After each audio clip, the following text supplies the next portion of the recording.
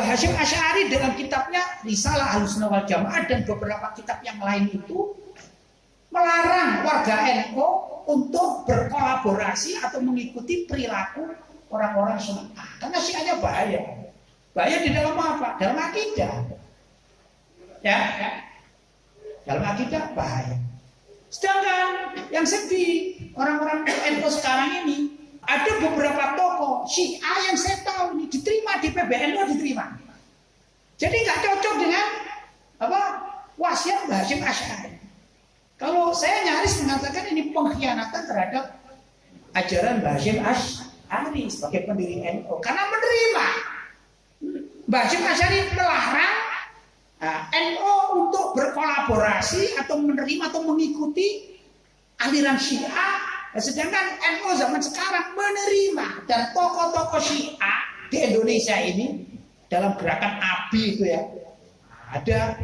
Saya juga kenal beberapa ini datang ke kantor PBNU kemudian diterima atau di kantor-kantor cabang yang lainnya diterima berkolaborasi. Padahal ini adalah akidah yang sangat rusak. Syiah itu bahkan dalam satu masalah ini bisa murtad, keluar dari Islam. Contoh ini. Sebagian dalam kitab-kitab Syiah itu seperti kitab Faslul Khitab fi Tahrifi Kitab Rabbil Arbab. Itu meyakini bahwa Al-Quran milik umat Islam yang 30 juz itu dikatakan muharraf, rusak, tidak cocok dengan apa yang diturunkan oleh Allah pada Nabi Muhammad. Loh, orang meyakini gini kan murtad, tapi diterima oleh NU. Ini kan sedih ya. Itu dari segi orang-orang Syiah. Bahaya loh ya. Ada kalau orang Syiah diterima di kantor-kantor NU dan mereka ini orang-orang Syiah punya namanya akidah taqiyah. Taqiyah itu yang kemunafikan. Dia menunjukkan sesuatu yang sama dengan NU, hakikatnya mereka berbeda. Ya ada, namanya taqiyah. Nanti kalau tanya, "Loh, Quranmu sama enggak dengan Quran kami?" Sama, saya juga beli ini di Ampel kemarin loh.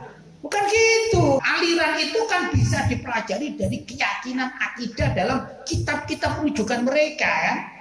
Ya ada.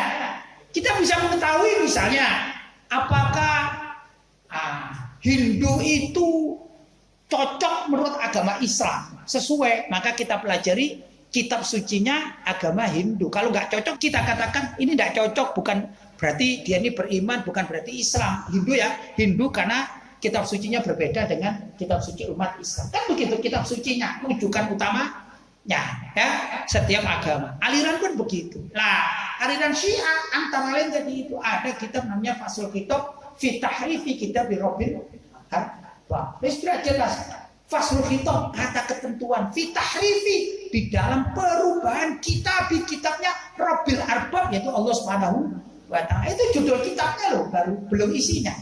Ya.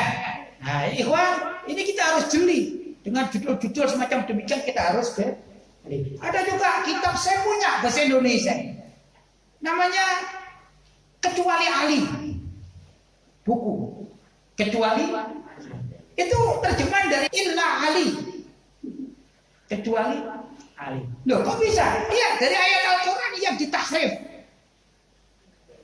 Apa itu ayat Al-Quran? Ayat Al-Qurannya begini, kullu syai'in halikun illa wajhah.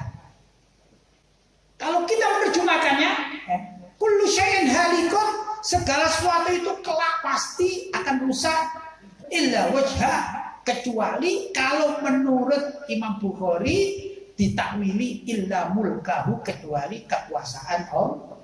Tapi sebagian ulama yang lain mengatakan illa zatahu, kecuali zat Allah. Ya maklum kita yakin bahwa zat Allah tidak bakalan rusak. Tapi menurut orang Syiah dikatakan illa Ali, kecuali Ali. Jadi artinya kullu syai'in halikun, menurut orang Syiah segala sesuatu itu pasti akan rusak illa Ali, kecuali Ali bin Abi Thalib. Berarti Sayyidina Ali bin Abi Thalib setara dengan zat Allah. Murtad enggak? Murtad. Tapi kenapa diterima sama orang NU? Ya, karena nggak ngerti, ya ngaji dong. Kalau jadi pengurus NU ya harus ngaji, belajar aswaja. Jadi itu yang aswaja memenuhi 3 unsur yang saya terangkan.